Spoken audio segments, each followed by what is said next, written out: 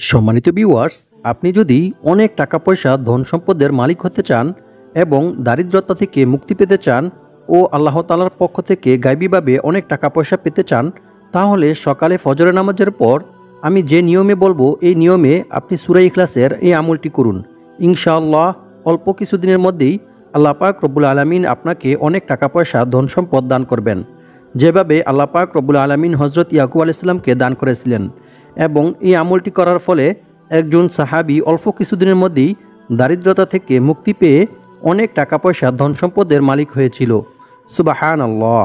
সম্মানিত ভিউয়ার্স, সকালে ফজরের নামাজের পর কি নিয়মে সূরা ইখলাস পাঠ করিলে আপনার দারিদ্রতা দূর হবে এবং আল্লাহ পাক রব্বুল আলামিন আপনাকে ইয়াকুব আলাইহিস সালামের মতো অনেক টাকা পয়সা ধন সম্পদ গায়বীভাবে দান করবেন, সেই সম্পর্কে জানতে চাইলে ভিডিওটি সম্পূর্ণ দেখতে থাকুন। সম্মানিত ভিউয়ার্স, সূরা ইখলাস পবিত্র কোরআনের খুবই ক্ষুদ্রতম একটি সূরা। আমি আশা করছি আপনারা সকলেই সূরাটি জানেন। তারপরেও আমি সহিশুদ্ধভাবে আপনাদেরকে সূরা ইখলাস পাঠ করে শোনাবো। ইনশাআল্লাহ আপনারা আমার থেকে শুনে শুনে সহিশুদ্ধভাবে সূরা ইখলাস মুখস্থ করে নেবেন। কারণ আমলটি করতে হলে অবশ্যই আপনাকে সূরা ইখলাস সহিশুদ্ধভাবে পাঠ করতে হবে, অন্যথায় আপনার আমল হয়তোবা কবুল নাও হতে পারে, গ্রহণযোগ্য নাও হতে পারে। তাই অবশ্যই আপনি আগে সূরা ইখলাস সহিশুদ্ধভাবে মুখস্থ করে নেবেন। আউযু বিল্লাহি মিনাশ শাইতানির রাজীম। বিসমিল্লাহির রহমানির রহিম। কুল হুয়াল্লাহু আহাদ, আল্লাহুস সামাদ, লাম ইয়ালিদ ওয়া লাম ইউলাদ ওয়া লাম ইয়াকুল লাহু কুফুয়ান আহাদ। সম্মানিত ভিউয়ার্স, আমলটি করার জন্য অবশ্যই আপনাদেরকে প্রথমে এক গ্লাস পানি সংগ্রহ করতে হবে। আমি আশা করি আপনাদের সবার কাছেই গ্লাস আছে এবং আপনারা খুব সহজেই এক গ্লাস পানি সংগ্রহ করতে পারবেন। আপনাদেরকে বেশি কিছু করতে হবে না, শুধু আমি যে নিয়ম বলে দিব সেই নিয়মে আপনারা পবিত্র কোরআনের এই ছোট্ট সূরা অর্থাৎ সূরা ইখলাস পরে আমল করবেন। তাহলে অল্প কিছুদিনের মধ্যেই আল্লাহ পাক রব্বুল আলামিন আপনাদেরকে গায়বীভাবে অনেক টাকা পয়সা ধন সম্পদ দান করবেন ইনশাআল্লাহ। আর যদি আমলটি সহিশুদ্ধভাবে সঠিক নিয়মে করতে না পারেন, তাহলে হয়তোবা আপনাদের কাছে টাকা নাও আসতে পারে, আপনাদের আমল আল্লাহর দরবারে কবুল নাও হতে পারে। সম্মানিত ভিউয়ার্স, আমলটি করার পূর্বে অবশ্যই বিশেষ একটি ইস্তেগফার ও দুরূদ শরীফ পাঠ করতে হবে। সেই সম্পর্কেও আমি আপনাদেরকে জানিয়ে দেব কোন ইস্তেগফারটি এবং দুরূদ শরীফটি পাঠ করতে হবে। তবে মনে রাখতে হবে, প্রতিটি আমল করার জন্য অবশ্যই আল্লাহর উপর এবং আল্লাহর কোরআনের উপর দৃঢ় বিশ্বাস রাখতে হবে, তবেই আপনি আমলটি করে রেজাল্ট পাবেন এবং উপকৃত হবেন। অন্যথায় আপনার এই আমল বৃথা হয়ে যাবে। কারণ আল্লাহ তাআলা বলেন, আমি এই কোরআন সৃষ্টি করেছি মুমিনের শেফার জন্য। আর যারা আল্লাহর উপর বিশ্বাস রাখে আল্লাহ তাআলা তাদের সকল আশা পূর্ণ করবেনই। সুবহানাল্লাহ। তাই আমলটি করার জন্য অবশ্যই আপনাকে মনে প্রাণে বিশ্বাস রাখতে হবে যে আমি এই আমলটি করার ফলে আল্লাহ তাআলা আমাকে গায়বীভাবে টাকা পয়সা দিয়ে সাহায্য করবেন ইনশাআল্লাহ। যেভাবে আল্লাহ তাআলা তার নবী হযরত ইয়াকুব আলাইহিস সালামকে গায়বীভাবে অনেক টাকা পয়সা ধন সম্পদ দিয়ে সাহায্য করেছিলেন। সুবহানাল্লাহ। সম্মানিত ভিউয়ার্স, আপনারা যদি আমার বলা নিয়ম মেনে আমল করেন তাহলে অবশ্যই আপনারা সকলেই ইনশাআল্লাহ টাকা পাবেন। কারণ এটি কোনো সাধারণ আমল নয়, বরং এটি হচ্ছে সূরা ইখলাসের আমল, যে সূরার অনেক ফজিলতের কথা বিভিন্ন হাদিস শরীফের মধ্যে রাসূল সাল্লাল্লাহু আলাইহি ওয়াসাল্লাম বর্ণনা করেছেন। তো প্রিয় দর্শক, আপনারা যারা অতি দ্রুত টাকা পেতে চান এবং আপনাদের যাদের অনেক বেশি টাকার প্রয়োজন, আপনারা অবশ্যই আমার বলা নিয়ম মেনে সঠিকভাবে সূরা ইখলাসের এই ছোট্ট আমলটি করবেন।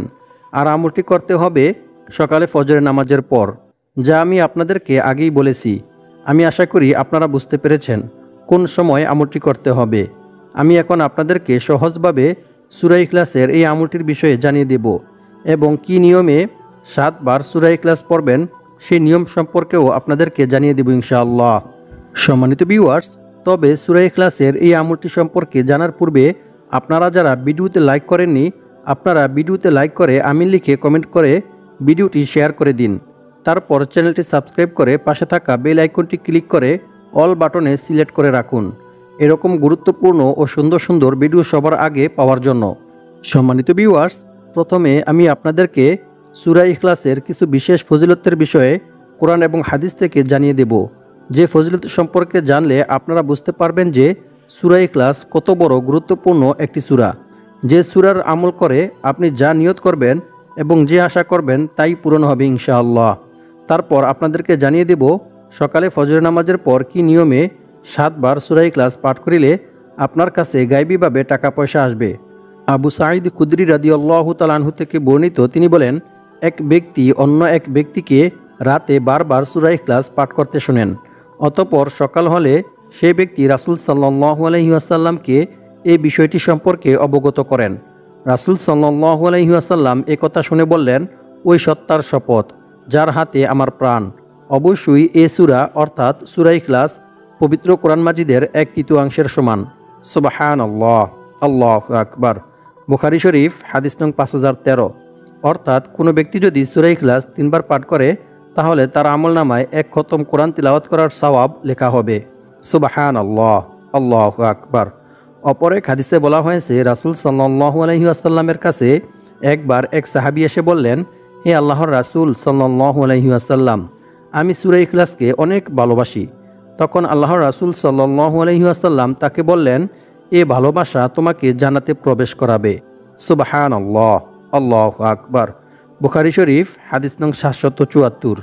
অপর এক হাদিসে বলা হয়েছে আল্লাহর রাসূল সাল্লাল্লাহু আলাইহি ওয়াসাল্লাম বলেন, যে ব্যক্তি প্রতিদিন 200 বার সূরা ইখলাস পাঠ করবে তার 50 বছরের গুনাহ ক্ষমা করে দেওয়া হবে। সুবহানাল্লাহ। তবে ঋণ থাকলে তা ক্ষমা করা হবে না। নাউযুবিল্লাহি মিন যালিক।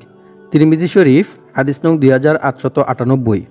অন্য এক হাদিসে বলা হয়েছে রাসূল সাল্লাল্লাহু আলাইহি ওয়াসাল্লাম বলেন, যে ব্যক্তি ঘুমানোর উদ্দেশ্যে বিছানায় গিয়ে ডান কাতে শুয়ে 100 বার কুল হুয়াল্লাহু আহাদ সূরা ইখলাস পাঠ করবে, কিয়ামতের দিন আল্লাহ তাআলা তাকে বলবেন, হে আমার বান্দা, তুমি তোমার ডান দিক দিয়ে জান্নাতে প্রবেশ করো। সুবহানাল্লাহ, আল্লাহু আকবার। মিশকাত শরীফ হাদিস নং 2159। সম্মানিত ভিউয়ার্স, চিন্তা করুন, স্বয়ং আল্লাহ তাআলা নিজে বান্দাকে আদর করে ডাক দিয়ে বলবেন, হে আমার বান্দা, তুমি তোমার ডান দিক দিয়ে জান্নাতে প্রবেশ করো। এর চাইতে বড় সুসংবাদ আর কি হতে পারে? সুবহানাল্লাহ, আল্লাহু আকবার।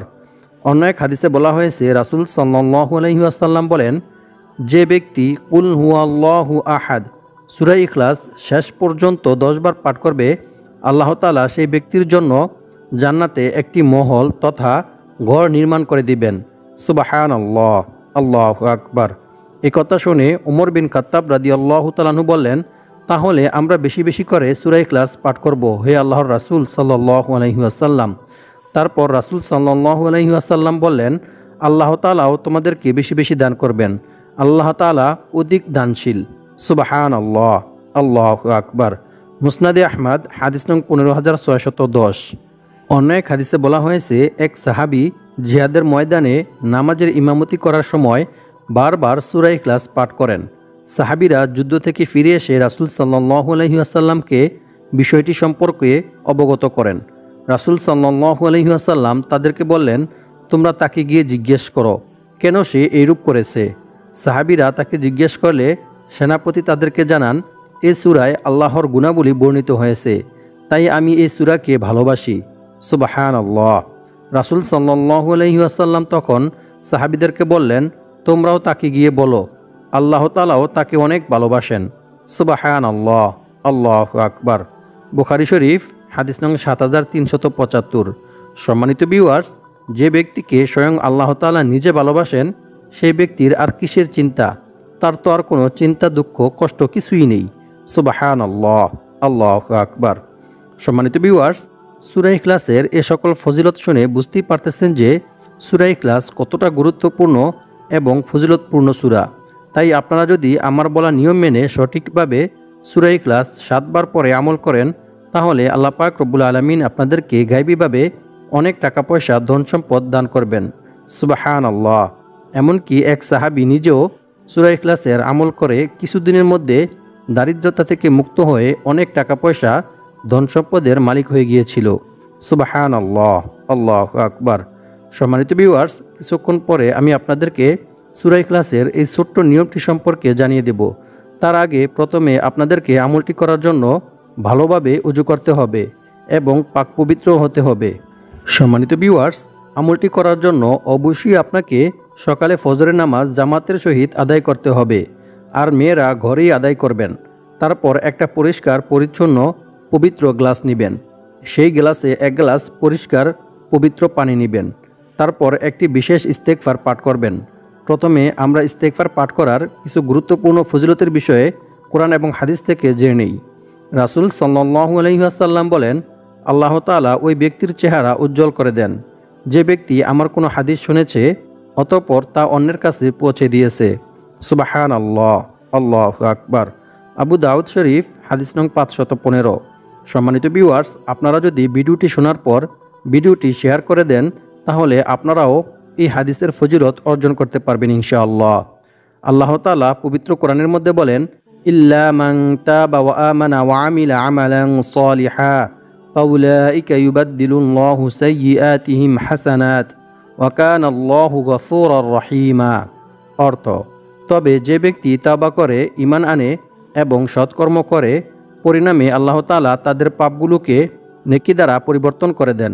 সুবহানাল্লাহ, আল্লাহু আকবার। আল্লাহ তাআলা অতি ক্ষমাশীল ও পরম দয়ালু।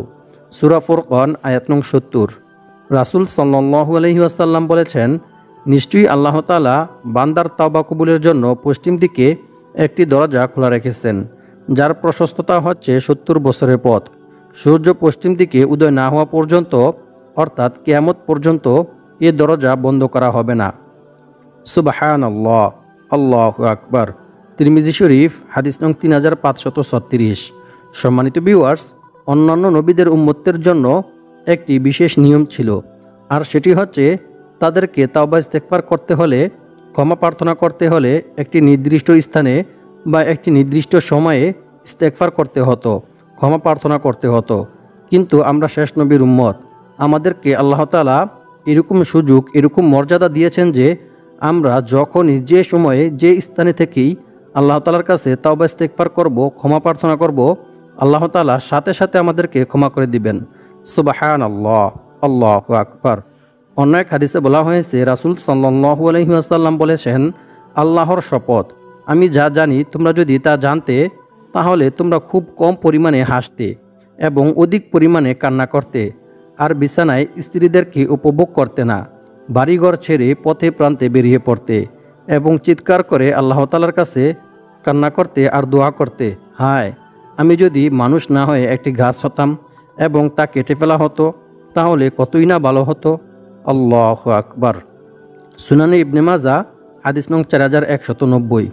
আল্লাহ তাআলা বলেন, আর যে ব্যক্তি আল্লাহকে ভয় করবে, আল্লাহ তাআলা তার সমস্ত সমস্যা থেকে উত্তরণের পথ বের করে দিবেন, আর তাকে এমন জায়গা থেকে রিজিক দান করবেন যা সে কল্পনাও করতে পারবে না।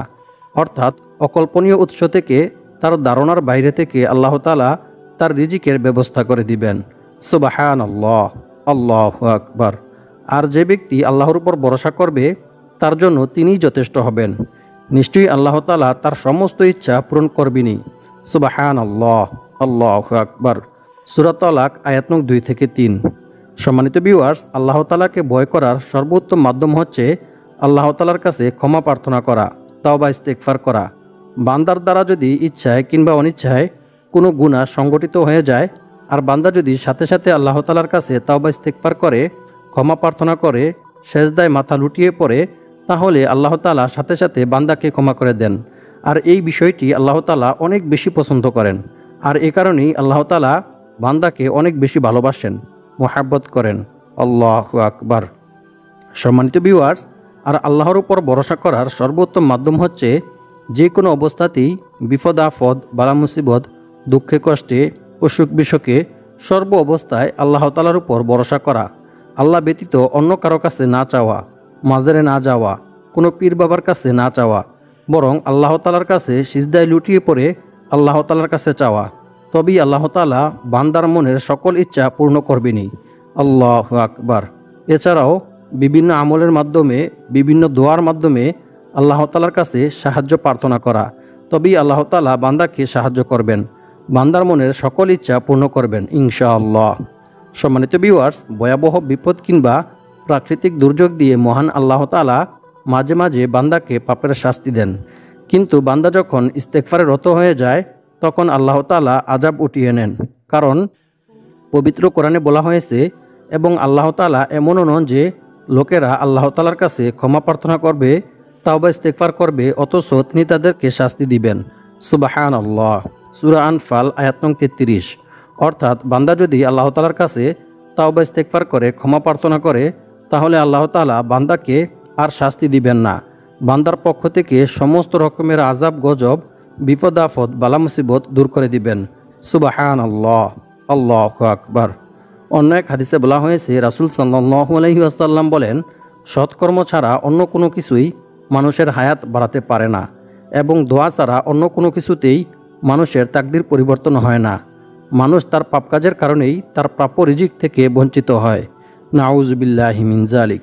সম্মানিত ভিউয়ার্স, তাই আমাদেরকে অবশ্যই আল্লাহ তাআলার কাছে বেশি বেশি দোয়া করতে হবে। তবেই আল্লাহ তাআলা আমাদের ভাগ্য পরিবর্তন করে দিবেন, আমাদের রিজিক বৃদ্ধি করে দিবেন। আর মানুষ যখন গুনাহ করে তখন আল্লাহ তাআলা তার রিজিক ছিনিয়ে নেয়। আর যখন সে আল্লাহ তাআলার কাছে ক্ষমা প্রার্থনা করে, তাওবা ইস্তেগফার করে, তখন আল্লাহ তাআলা তার রিজিক বৃদ্ধি করে দেন। সুবহানাল্লাহ। আল্লাহু আকবার। সুনান ইবনে মাজাহ হাদিস নং 4022। অন্য এক হাদিসে বলা হয়েছে, রাসূল সাল্লাল্লাহু আলাইহি ওয়াসাল্লাম বলেন, যে ব্যক্তি ইস্তেগফার তথা ক্ষমা প্রার্থনা করাকে নিজের জন্য আবশ্যক করে নেবে, আল্লাহ তাআলা তাকে গায়বীভাবে অনেক টাকা পয়সা ধন সম্পদ দান করবেন। সুবহানাল্লাহ। আল্লাহু আকবার। সম্মানিত ভিউয়ার্স, এই সকল হাদিস দ্বারা বুঝতে পারতেছেন যে ইস্তেগফার কত বড় গুরুত্বপূর্ণ একটি আমল। তাই অবশ্যই আমাদেরকে সূরা ইখলাসের এই আমলটি করার পূর্বে ইস্তেগফার পাঠ করতে হবে। আপনাকে এই ইস্তেগফারটি পাঠ করতে হবে। ইস্তেগফারটি হচ্ছে, আল্লাহুম্মা গফিরলি যামবি ওয়া ওয়াসি'লি ফি দারি ওয়া বারিক লি ফি রিজকি। এই ইস্তেগফারটি 3 বার পাঠ করতে হবে। তারপর আপনাদেরকে 10 বার দুরূদ শরীফ পাঠ করতে হবে। দুরূদ শরীফ হচ্ছে, আল্লাহুম্মা সাল্লি আলা সাইয়্যিদিনা ওয়া নাবিয়িনা ওয়া শাফিঈনা ওয়া হাবিবিনা ওয়া মাওলানা মুহাম্মদ সাল্লাল্লাহু আলাইহি ওয়া আলা আলিহি ওয়া আসহাবিহি ওয়া বারাকা ওয়া সাল্লাম।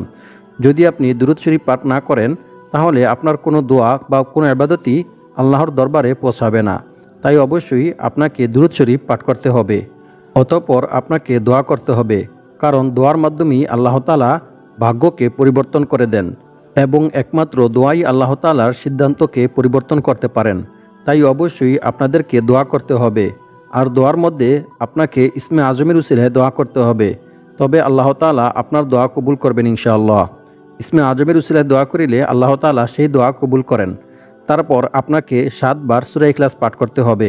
তবে প্রত্যেকবার পাঠ করার পূর্বে অবশ্যই আপনাকে বিসমিল্লাহির রহমানির রহিম বলে নিতে হবে, কারণ আপনি যদি বিসমিল্লাহির রহমানির রহিম না বলেন, তাহলে আল্লাহর পক্ষ থেকে রহমত পাবেন না। তাই অবশ্যই বিসমিল্লাহির রহমানির রহিম পাঠ করতে হবে। তারপর আপনাকে আবার দুরূদ শরীফ 10 বার পাঠ করতে হবে। অতঃপর একবার ইস্তেগফার পাঠ করতে হবে। এরপর আপনার হাতে থাকা গ্লাসের পানির মধ্যে আপনি 3 বার ফু দিয়ে নেবেন। ফু দেওয়ার পর পানিটি আপনার বিছানার চতুর্দিকে একটু একটু করে ছিটিয়ে দিবেন। আর কিছু পানি আপনি পান করবেন। তাহলে আল্লাহ পাক রব্বুল আলামিন আপনার দারিদ্রতা দূর করে দিয়ে আপনাকে অনেক টাকা পয়সা ধন সম্পদের মালিক বানিয়ে দিবেন ইনশাআল্লাহ। আল্লাহ পাক রব্বুল আলামিন আমাদের সবাইকে সূরা ইখলাসের এই আমলটি করে দারিদ্রতা থেকে মুক্ত হয়ে অনেক টাকা পয়সা ধন সম্পদের মালিক হওয়ার তৌফিক দান করুক। আমিন।